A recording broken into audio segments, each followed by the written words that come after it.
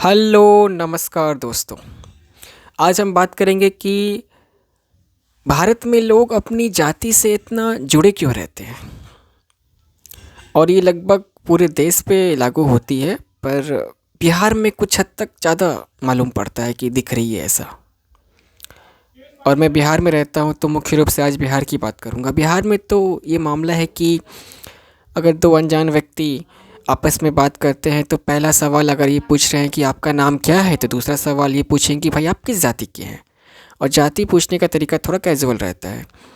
और मेरे साथ तो ये ज़्यादा होता है क्योंकि मेरे नाम से मेरी जाति झलकती नहीं है।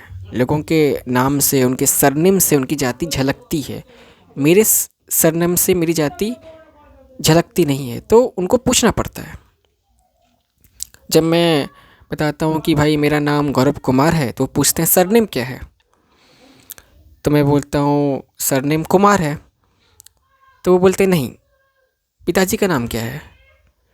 तो मैं बोलता हूँ पिताजी का नाम अजय कुमार है। तो बोलते नहीं नहीं नहीं, सरनेम क्या है। मैंने बोला कुमार ही सरनेम है। तो उनको विश्वास नहीं होता, वो बोलते नहीं नहीं, कुमार सरनेम नहीं हो सकता है, सरनेम कुछ और हुआ, सरनेम क्या है।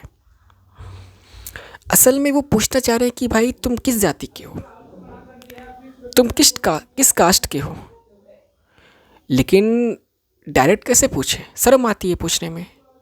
मुझे कोई शर्म नहीं आती इस बात पे कि मैं धोबी जाति से हूँ, दलित समाज से आता हूँ, कोई शर्म नहीं है इस बात पे मुझे। लेकिन डायरेक्ट पूछे कैसे।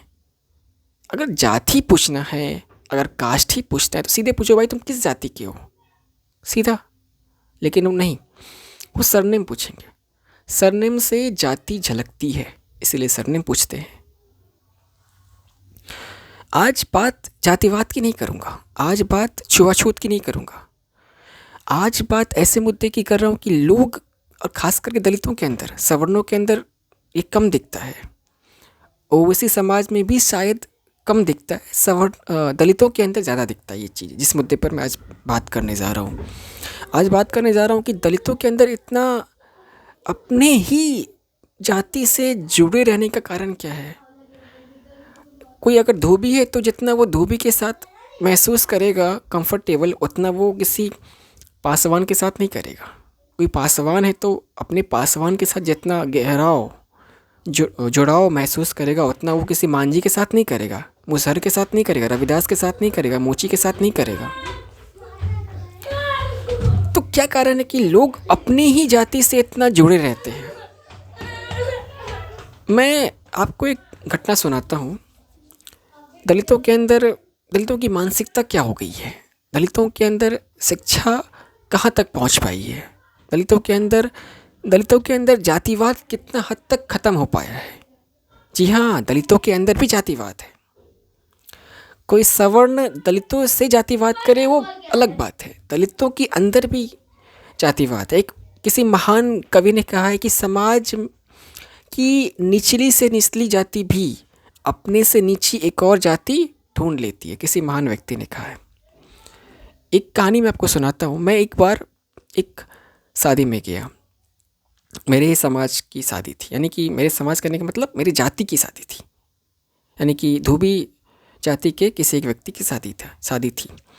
मेरे किसी एक दूर के रिश्तेदार थे, तो उनकी शादी थी।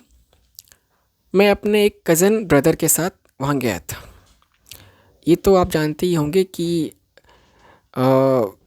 जिस लड़के की शादी होती है या फिर जिस लड़की की शादी होती है, तो जिस जात का लड़का या लड़की है तो उस जात के लोग उस शादी में आपको ज़्यादा दिख जाएंगे। ये तो जाहिर सी बात है, क्योंकि उसके परिवार वाले होंगे और उसके बिरादरी के लोग होंगे, तो उस जाति के संभावना क्या होता ही है कि उस जाति के लोग आपको वहाँ पे ज़्यादा दिख जाएंगे, ज़्यादा मात्रा में। अन्य जाति के लोग कम कम मात्रा में दिखेंगे। तो चूँकि धोबी की शादी थी, तो धोबी जाति के लोग वहाँ पर दिख गए थे, ज़्यादा थे। और जब चार लोग एक ही जाति के होते हैं और वो अनजान होते हैं, और जब मिलते हैं तो क्या बात करते हैं। खास करके मैं बात कर रहा हूँ दलितों की। कहाँ तक दलितों की मानसिकता पहुँच पाई है इतने सालों में। भारत का संविधान लागू हुए 75 साल हो गए, उनकी शिक्षा का हद कहाँ तक पहुँच पाया है। आज इसकी बात करेंगे। हालांकि मैं तो ऐसा व्यक्ति हूँ, मैं ज़्यादा लोगों से बातचीत नहीं कर पाता हूँ, पर फिर भी वहाँ गया था तो ऐसी जगहों पे जब जब आप जाते हैं तो आपको बातचीत करनी पड़ती है। मुझे वहाँ बहुत कम लोग जानते थे, मेरे मेरे भाई को वहाँ पे लोग जानते थे।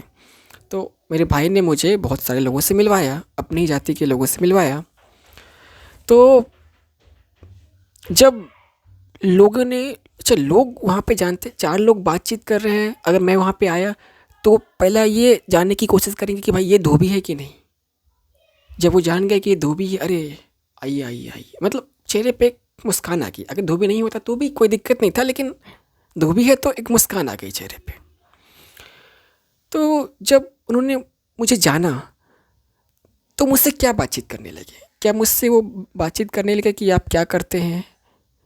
नहीं। क्या मुझसे बातचीत करने लगे कि भारत की जनसंख्या कितनी हो गई? नहीं। या फिर वो बातचीत करने लगे राजनीति में क्या हो रहा है? नहीं। वो मुझसे बातचीत कर रहे थे कि आप कहाँ रहते हैं? मैंने बताया मैं यहाँ रहता हूँ।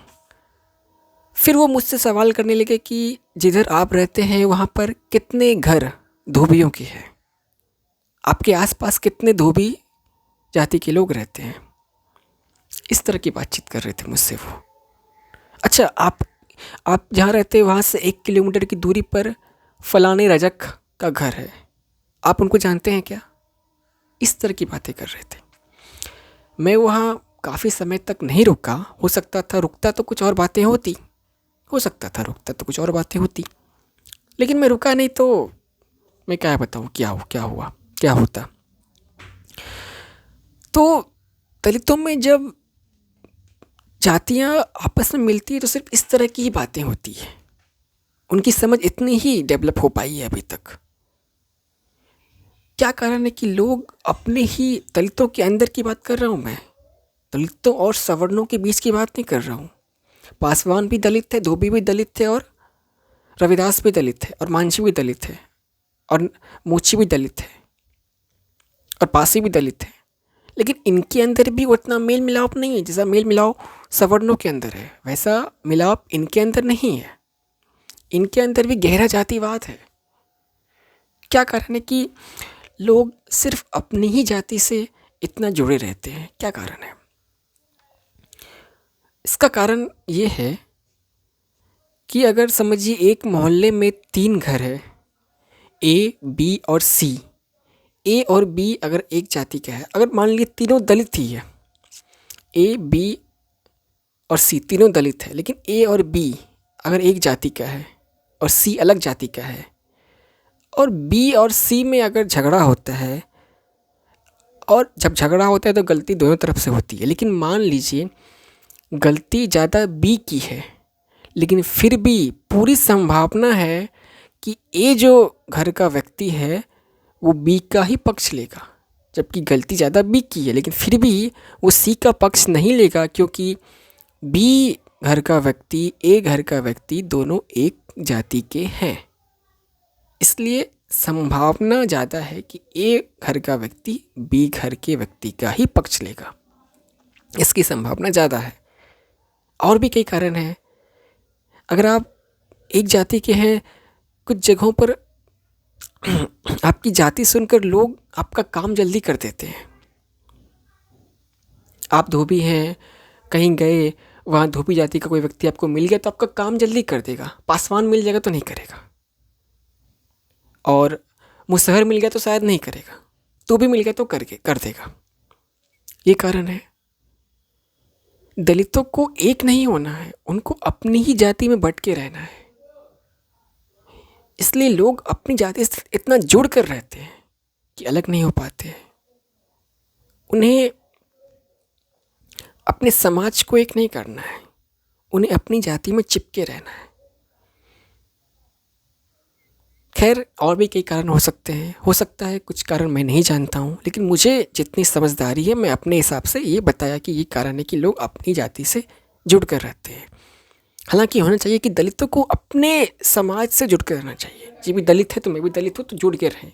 नहीं, ठीक है, शादी करने की बात आए तो तुम पासवान है तो पासवान में शादी करना, कोई मांझी है तो मांझी में ही शादी करना, कोई धोबी है तो धोबी, तुम्हारी मर्जी। तुम्हारी मर्जी तो इंटरकास्ट करो, तुम्हारी मर्जी हो तो अपनी जाति में करो, तुम्हारी मर्जी है। लेकिन जब जैसे कि जब हिंदू की बात आती है तो सारे हिंदू, ब्राह्मण क्षत्रिय सब, भूमिहार का है, सब एक झंडे के नीचे। जब बात इस्लाम की आई तो सारे के सारे मुसलमान, चाहे सैयद हो, शेख हो, कुरैशी हो, खान हो, पठान हो, सब के सब एक झंडे के नीचे। लेकिन दलितों में ऐसा नहीं हो पाता। जब दलितों की बात आती है तो वो एक झंडे के नीचे नहीं आ पाते। खैर, क्या कर सकते हैं, उनको ये समझना होगा, थोड़ा समय लगेगा इस बात को समझने में, पर आज नहीं कल तो वो समझेंगे। वो अपनी जाति से जुड़ कर रहते हैं। आप लोगों की इस पर क्या प्रतिक्रिया है, अपने विचार ज़रूर कमेंट सेक्शन में आप दीजिएगा। Thank you.